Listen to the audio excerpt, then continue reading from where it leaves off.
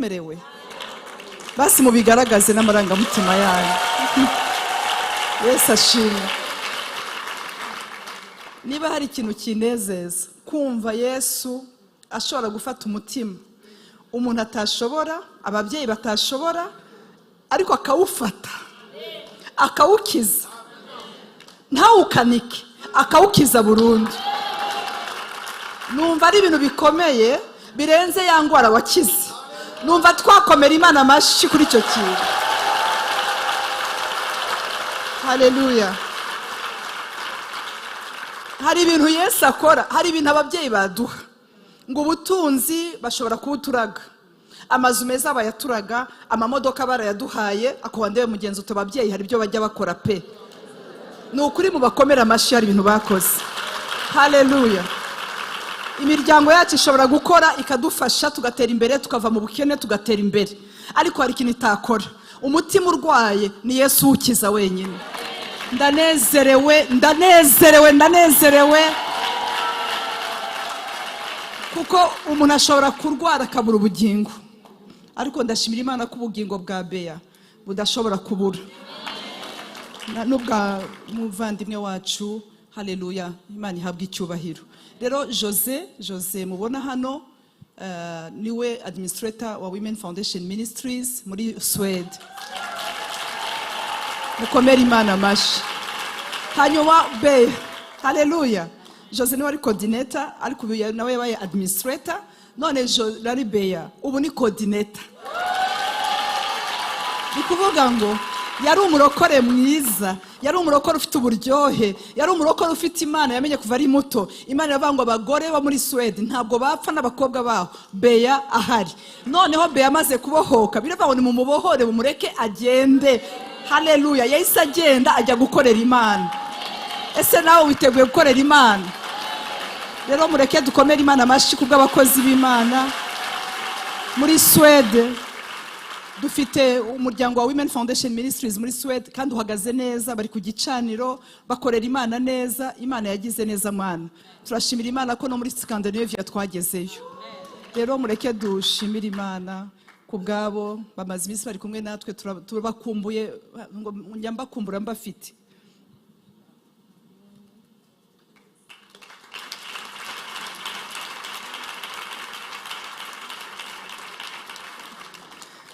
Yesu ashimwe. Bigeze kuma interview barambaza n'icyo ukunda, nabari nkunda Yesu. Ati cya kabiri ndababwira nkunda barokore.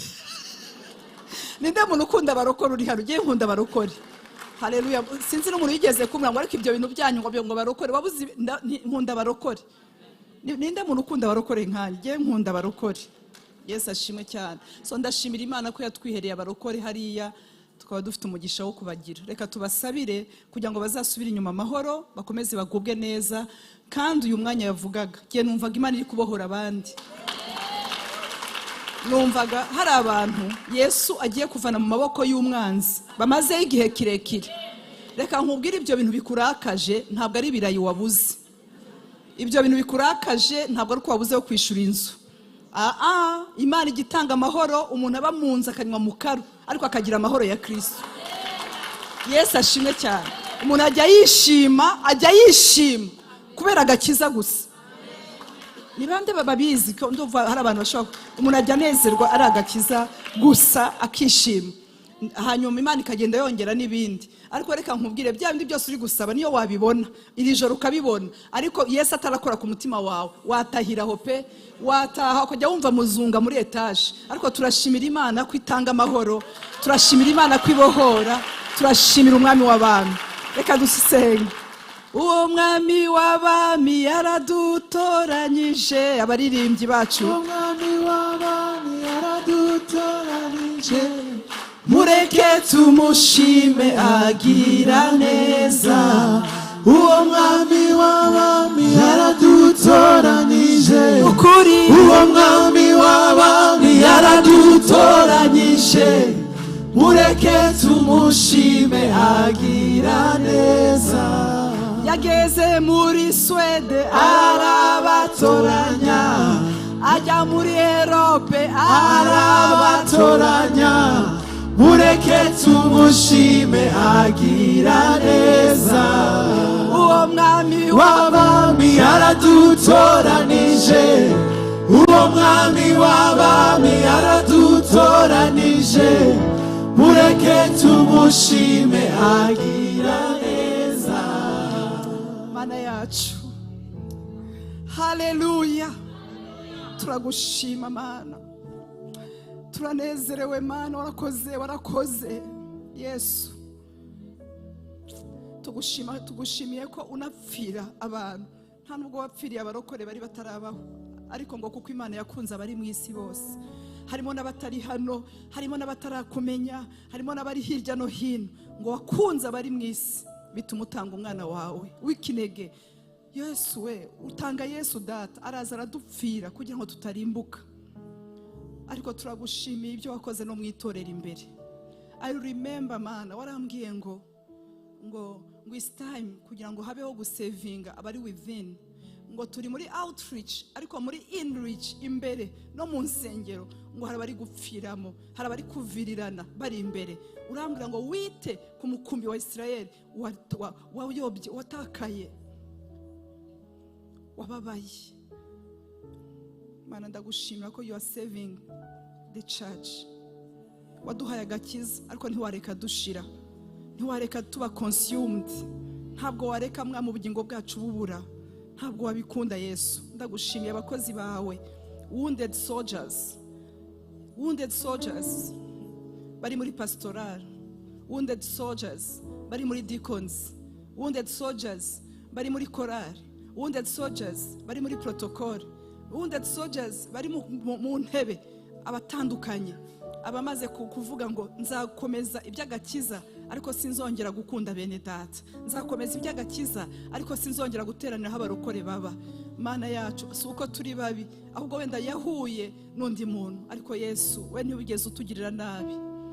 Abantu bashobora kutwambura ariko we ntiwatwambuye, abantu bashobora kutwanga ariko ntabwo watwanze, abantu bashobora kutureba nabi ariko ntiwaturebye nabi, abantu bashobora kuduha umugongo ariko ntiwaduhaye umugongo. Uri mwiza Yesu, ndakwinginze Mana, wongere usane, wongere ubohore, wongere ukize. Turazi kwitemonyage Mana, ntabwo ari kubwe gusa, ahubwo ni kundi mwene data uri kunyumva. Reka vaho hantu, birashoboka Mwami Mana ko arababonye ibibi bakabirebesha n'amaso yabo, ariko ntiwatumye bandura. Icyo kintu Mana turagiguhereye icyubahiro. Warambwiye ngo abantu bazakora muri iyi vision, ngo ni abantu banyuze mu bintu bikakaye cyane ariko ntibemere imitima yabo kwandura. Turagushimiye ko umutima Beya wawurinze, none uyu munsi Mwami aba ari haravura abandi, akaba ari harasana abandi. Turasengeye Jose, warakoze Mwami kubaduha muri iyi minsi, n'abandi basubiye inyuma, n'abandi twabanye mu gihe cya All Women Together kugeza ubu. Ubaturindire Mwami, ubaha umugisha rwose. Tukwetse n'urugendo bagiye kugira wera wa Israeli, ujyane nabo, kandi aho basubiye mu kazi komeza ubaha umugisha, komeza ubateze imbere. Tukweretse itorero ryawe muri Swede, tukweretse ubwoko bwawe muri Swede, ubagirire neza Mwami, umucyo ukomeze kubarasira bose aho bari, bakomeze bake, kandi Mwami bave mu bwiza bajye mu bundi. Kandi ijambo ryaravuga ngo umuto muri bo azabyara igihumbi. Reka babe benshi bagwire mu izina rya Yesu Kristo, amen. Haleluya.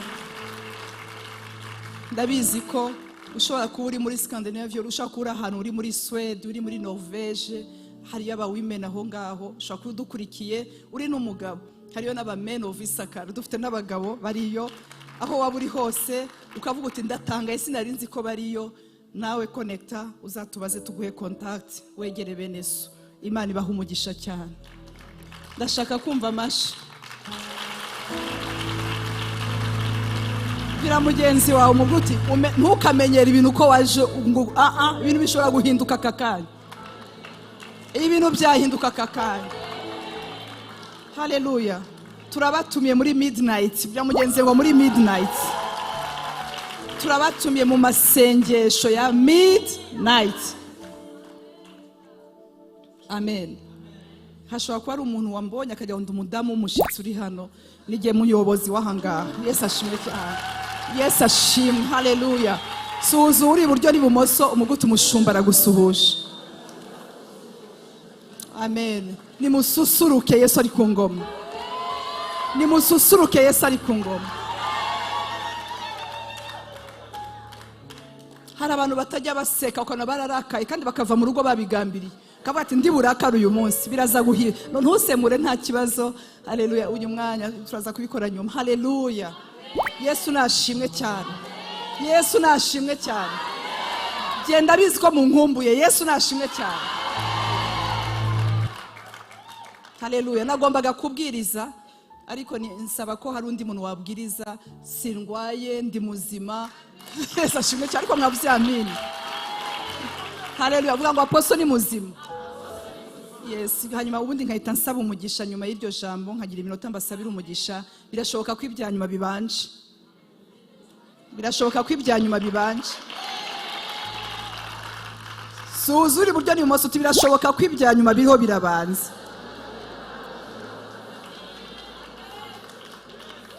Kubana kwabo kwiza barahugurana ngo be kugwa mu cyaha umwuka uhamaga abo mu isi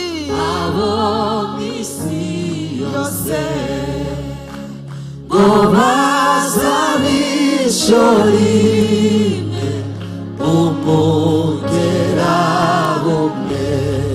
Haleluya. Ngo bazabishorime umugera bumwe. Haleluya.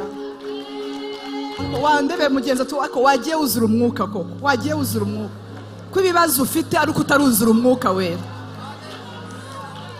Haleluya. Haleluya.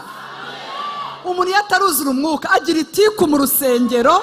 Ariko mwambabariye bene data, iyo abantu bataruzura umwuka baba bacungana n'abatarakizwa neza nabo badakijijwe neza. Mwaretse tukuzura umwuka wera tukanezerwa mu kubaho kw'Imana.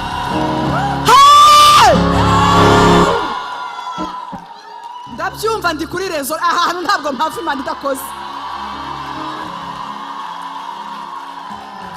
Bene data, kuba turi hano ni ukuri ntabwo Imana yaduhamagaye aho ngo muze kureba uko dusa, ngo muze kureba uko tuvuga. Hari ikintu Yesu agomba gukora ku buzima bwawe. Haleluya, haleluya. Hari ijambo barishemo rya jambo ryo muri Ezekiel. Imana yaratubwiye muri midnight ishize ngo ibintu byo gututubikana. Ariko barinshakire kandi ngira mugenzi ngo gututubikana bisezere, wibira ibyuya, wigira icyunzwe, witakaza umutwe, we guta umutwe. Yahamagaye aposo, yaguhamagaye, iracyakora, iracyahindura.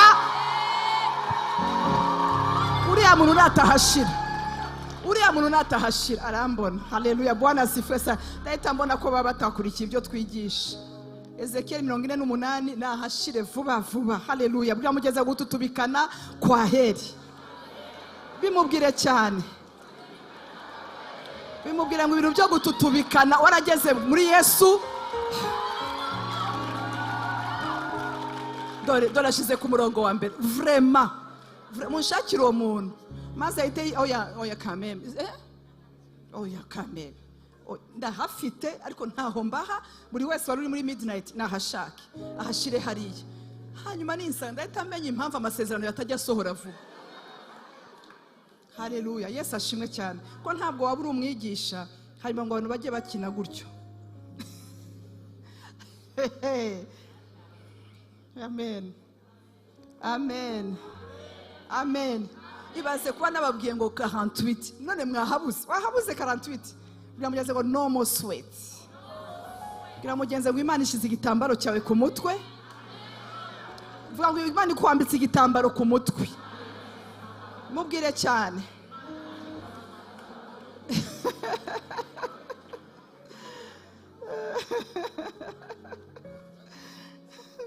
Haleluya, haleluya. Shiraho. Pastor Bob, nimutahabona.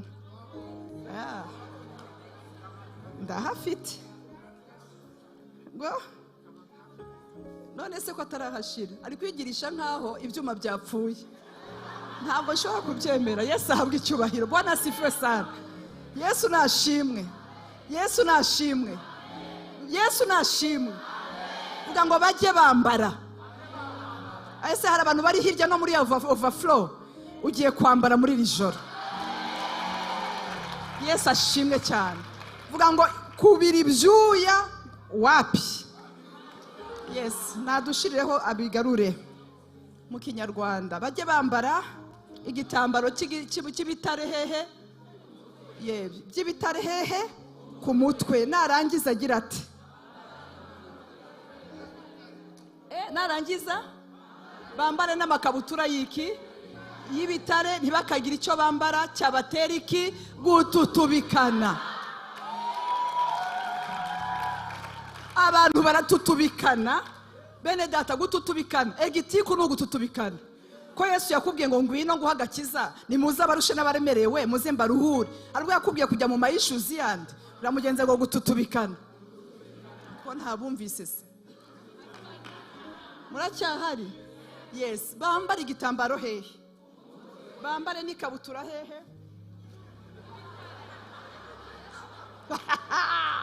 Uramugenza ngo bakubiteho ikabutura. Yesu ashimwe cyane. Ariko imyambaro yabo ntizagira gute? Mwabibonye, ntibakagira icyo bambara cyagira gute? Cyabatera gututubikana. Kutizera bene data bitera gututubikana. Umuntu akicara yirwanaho akumva ataye umutwe, kandi Yesu yazanye igisubizo. Mu minsi ishize narababwiye ngo Imana yarambwiye ngo babwire be kurwana intambara narangije. Bene data nimbabwira ibi ndashaka kubabwira ko ntari umunebwe ku bantu banzi baranzi. Genda umurwanyi mu buryo bw'umwuka, sinzi kurwaniza aha hanze, ariko izo mu mwuka nizo ndiho ndavuga.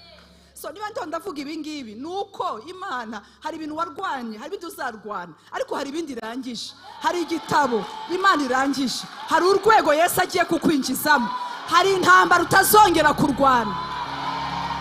Reka mbabwire izo ntakirwana. Birashoboka ko ngwana izindi, ariko iyo ibiryo sinkirwana. Ni bande Yesu yakemuye intambara y'ibiryo? Kandi dore abanyamwuka rero bajya ariko Yesu ntiyapfuye ngo kugira ngo abantu barye. Ariko utarasonza ntiwamenya ko umuntu asonza. Inzara iragutikura, ukumva ufite embarrassment, ukumva ubuzima bwawe ntabwo uzi uko bumeze, kumva mu mutwe biricanze. Ariko hari intambara Yesu ajya arangiza akavuga ati iyo ntabwo izagaruka. Iyo ubukode ndayirangije,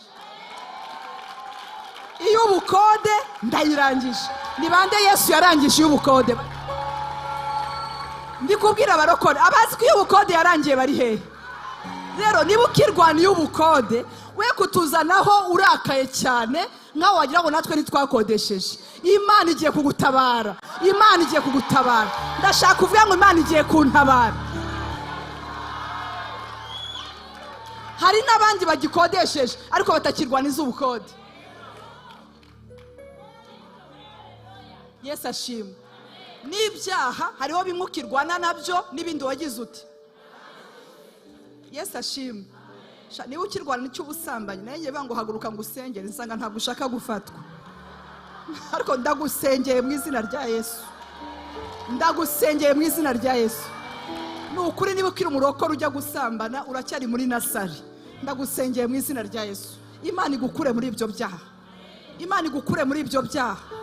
Ese ko mutabivuga? Imana igukure muri ibyo byaha.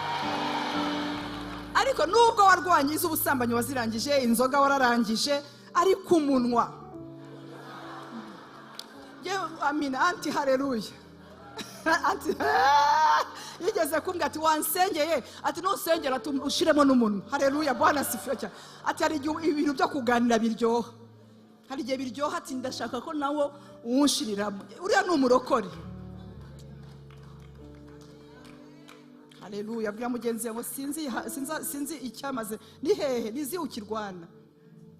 Hari abantu babatijwe, barabatizwa pe, ariko hano hejuru ntihabatizwa. Ariko iri joro uramererwa neza.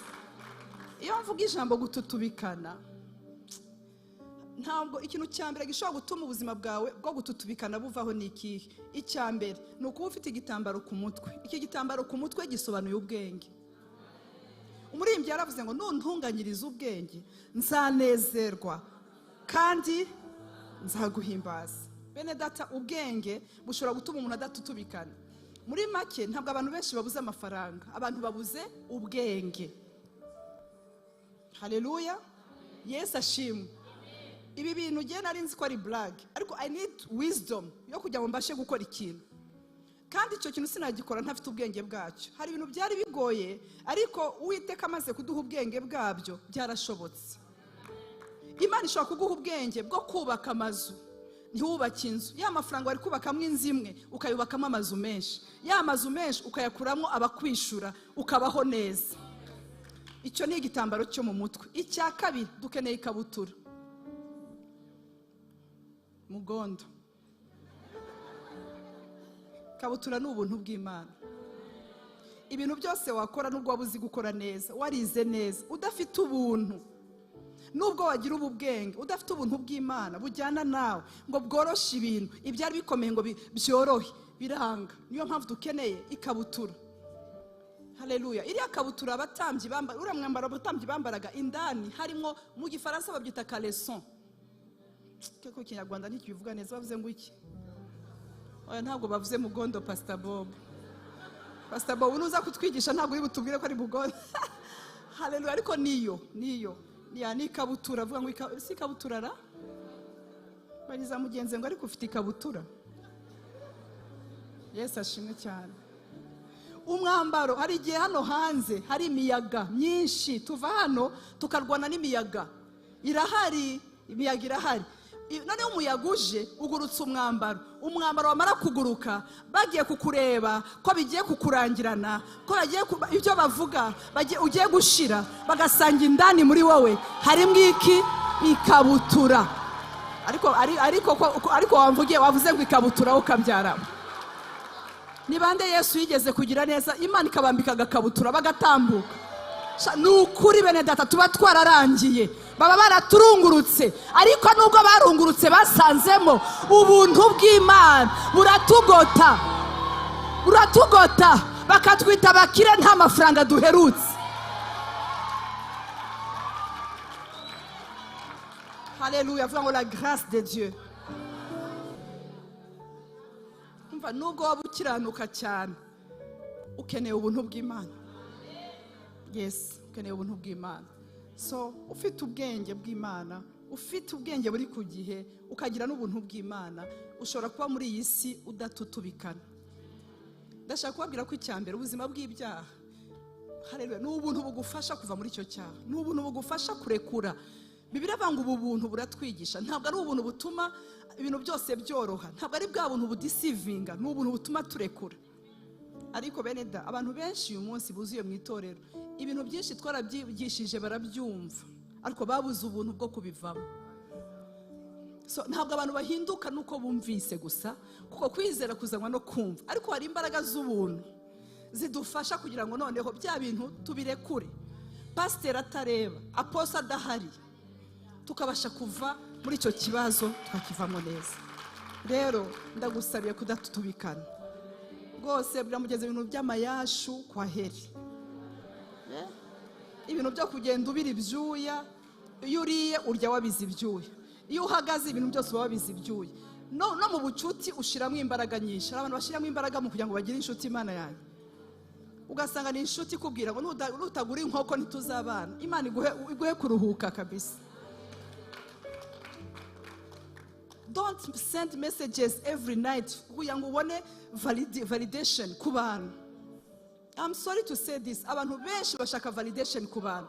Iza kuba imbaraga dukoresha dushaka validation ku bantu, twazikoresha dushaka validation ku Mana. Yesu ashimwe. Icyambere, impamvu ngiye kubwira ngo we kubira ibyuya, abantu ntabwo bazakwemera bose. Bira wiri kuvuga abandi ngo gendera ngo bari asinze uko babaye, nawe hari ibyo bakunegura. Ko mutangiye guceceka, mwari muzi ko mva hano, bira mugenzi wawe nawe birahari. Rero hari igihe usanga umuntu rwose yigize ukuntu, ugasanga ahora areba abantu bose banduye, babwere turabafite. Bene data, ni ukuri tube mu nzu y'Imana turinda kwera, ariko niba koko wera, sengera abatarera, sibyo? Ariko we guhora point abantu bose, wumva ko ni wowe ibintu byose, abo ugomba kunegura, abo ugomba kugira gute. Akuna urashaka validation. Amina. Yewe maze kuza mu murimo niho namenye ko abantu turi ba nta munoza. Ugakora igiterane cy'amakupure ati n'icyabibana cyazadufasha. Twamara kurangiza icyabibana ati n'icyabana bato. My God, abana bato bamara kuvaho ati n'ikimpinja, dukere dusigaje ikimpinja. Bira mugenzi ngo uruhuko ujye ukora ibyo Imana yakubwiye. Haleluya, Bwana asifiwe sana. Muvuge amen.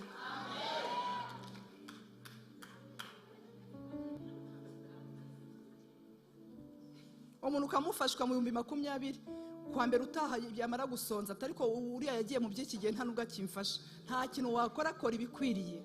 Hagarara we kubira ibyuya. Ndabera mugenzi wawe ibintu byo kubira ibyuya wapi. Korera Imana neza, kiranuka.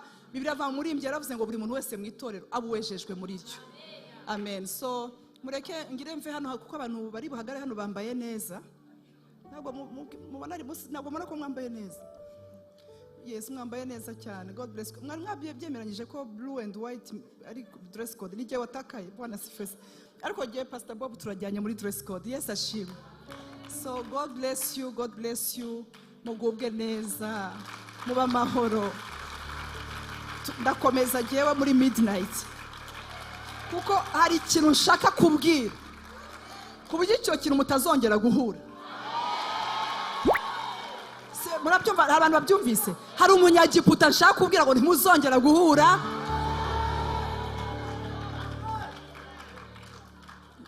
Ari witeguye kuba muri midnight? Abo twabanye, haleluya. Twiteguye kuba muri midnight. Tuba hano tugategeka. Tuba hano tukarema. Tuba hano tukagira ibintu duhindura. So turiteguye kuba muri midnight prayers. Amen. So witegure, niba ushaka kubona Imana, senga. Senga. Yes, hari abavandimwe bahano banyeretse results z'umuvandimwe wabo. Ukuntu yes, zamura haleluya, haguruka uvuge haleluya.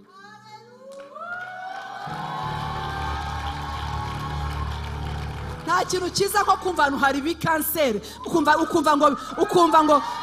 hari ibintu byigiyeyo.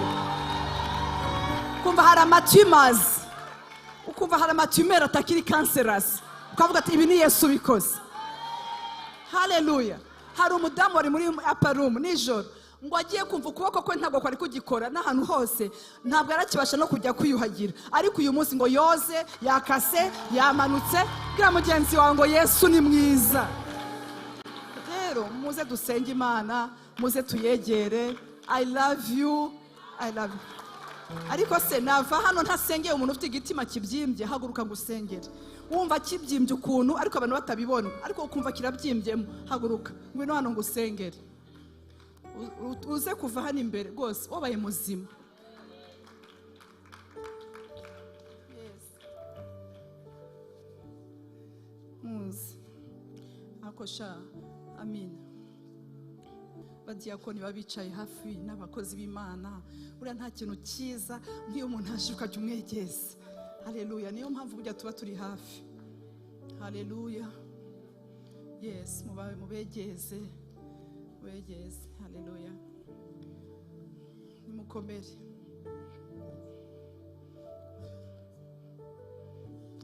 Yes, ashimwe. Mumura nawe. Hari umuntu wambwiye ati nari nzi ko genocide ari cyo kintu cya nyuma kimbabaje mu buzima. Ati sinari nzi ko nyuma ya genocide hazaza ikindi kibazo gishobora kumbabaza kurenza ibyo naciye. Ushaka kurira rire. Aha ni mu nzu ya papa. Nimugatinya amaso y'abantu. Aha ni mu nzu ya papa. Ndabizi ko iterambere rigenda ritubuza kwidegembya. Iterambere rigenda ritubuza ugasanga abaturunguruka bagira gute, ariko ntibazatubuza ko hano ari kwa papa. Haleluya. Bwira mugenzi ngo aha ni kwa papa. Ugasanga ari uwo mukorana uri kukureba ati ese nawe yarize bigatuma utarira. Oya, kandi kamera ntabwo iri kuri mwebwe. Kamera iri kuri iki. Iyi kamera ngwino, kamera iri kuri jewe ntabwo iri kuri wowe. Haleluya. Thank you Jesus. Thank you Jesus. Ariko gupfukama ni byiza. Icyama abantu bakazakubona upfukamiye Imana. Cyama abantu isi yose kazakubona upfukamiye. Kuko Bibiliya ivuga ngo amavi yose azapfukama. Kira mugenzi ngo bose nta n'umwe utazapfukama. Nta n'umwe utazapfukama. Haleluya. Yes, hari deliverance hano. Bene data niki cyatuzanye? Twaje kugira ngo abantu bakire. Twaje kugira ngo abantu babohoke. Yes, mubareke mwe kubaderanje. Haleluya. Mubareke. Yes, mubasengere gusa aho muri. Just release it. Twahawe kubw'ubuntu kugira ngo abantu natwe dutange kubw'ubuntu.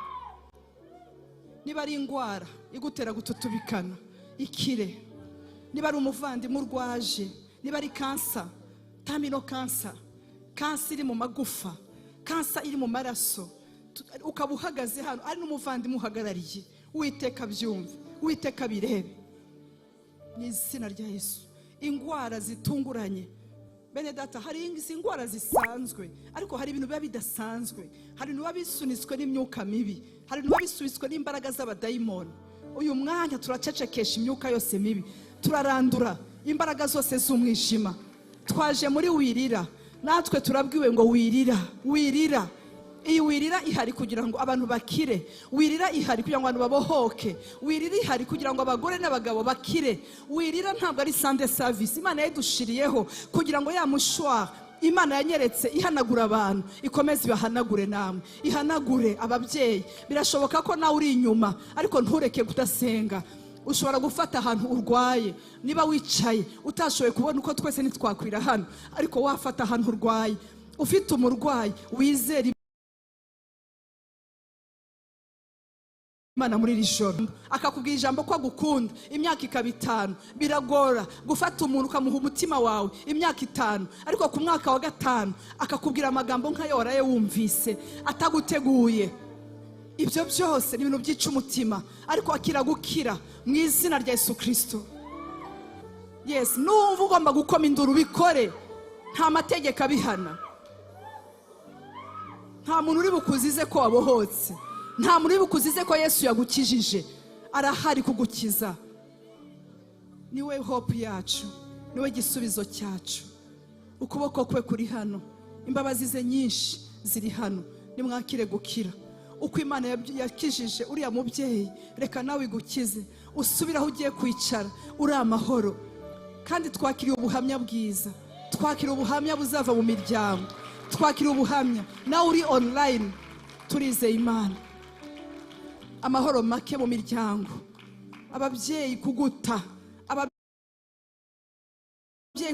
kukuziza ubusa, umutima wawe urababaye. Ikisigihe wumvaga ko ababyeyi bawe bashobora kukurekura, bashobora kuguta. Turasengeye Imana imbabazi mu babyeyi. Ushobora kutemeranya n'umwana, ariko imbabazi z'umubyeyi ntabwo zigomba kugenda burundu. Ariko uri kwisanga ahantu barakurekuye burundu, ariko humura. Bibiliya ivuga ngo nubwo data na mama bandeka, ariko Uwiteka we ntabwo uzandeka. Kiza Mana,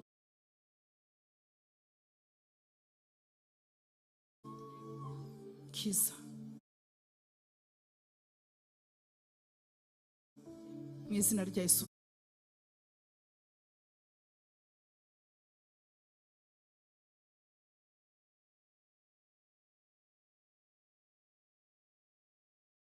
Izina rya Yesu Kristo. Tuye mwana asengeye amaturo, Imana ishimwe. Nuko akira ijambo, Imana ihabwa icyubahiro. Mureke twakire ijambo ry'Imana Imana yatubikiye. Ni ukuri muri iyi minota twumve. Haleluya. Uyu mwanya ni ijambo rigenda ryunganira n'ibyo twumvaga. Yesu amuhe umugisha. Yes.